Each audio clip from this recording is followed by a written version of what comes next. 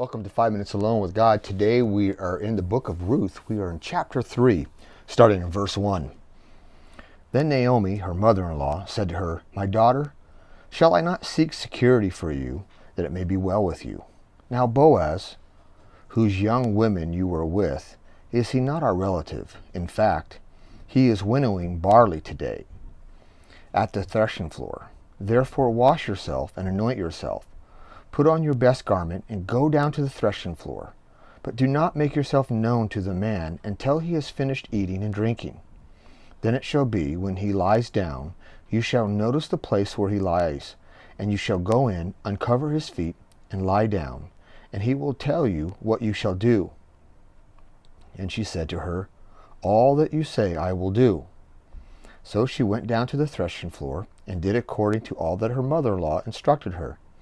And after Boaz had eaten and drunk, and his heart was cheerful, he went to lie down at the end of the heap of grain. And she came softly, uncovered his feet, and lay down.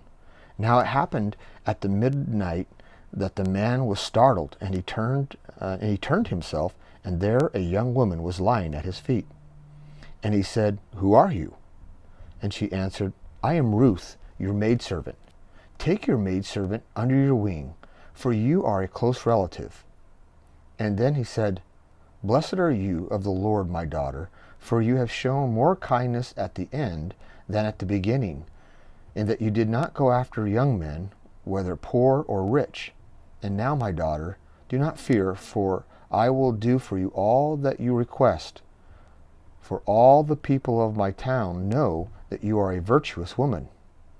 Now it is true that I am a close relative. However, there is a relative closer than I. Stay this night, and in the morning it shall be that if he will perform the duty of a close relative for you, then good, let him do so. But if he does not want to perform the duty for you, then I will perform the duty for you, as the Lord lives. Lie down until morning." So she laid at his feet until morning, and she arose before one could recognize another. Then he said to her, "Do not let it be known that the woman came to the threshing floor." Also he said, "Bring the shawl that is on you, and hold it." And when she held it up, he measured 6 ephraim of barley, and he laid it on her. Then she went into the city. When she came to her mother-in-law, she said, "Is that you, my daughter?" And she told her all that the man had done for her.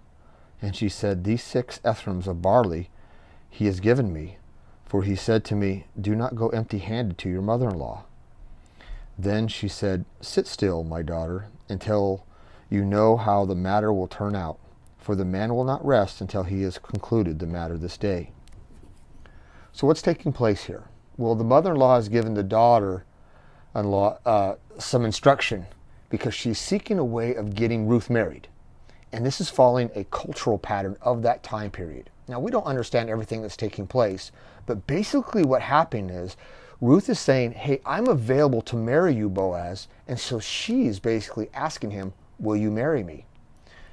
And because of the custom of the day, it was Boaz's responsibility to do just that. But Boaz says he can't, because there is somebody else who has the responsibility that's ahead of him, because of that close relative. It's also called a kinsman redeemer.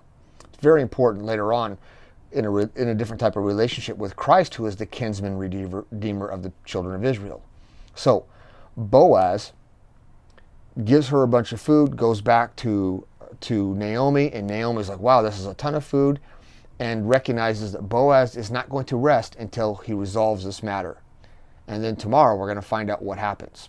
So how do we apply something like this? Well, just here's one thing that I find kind of interesting.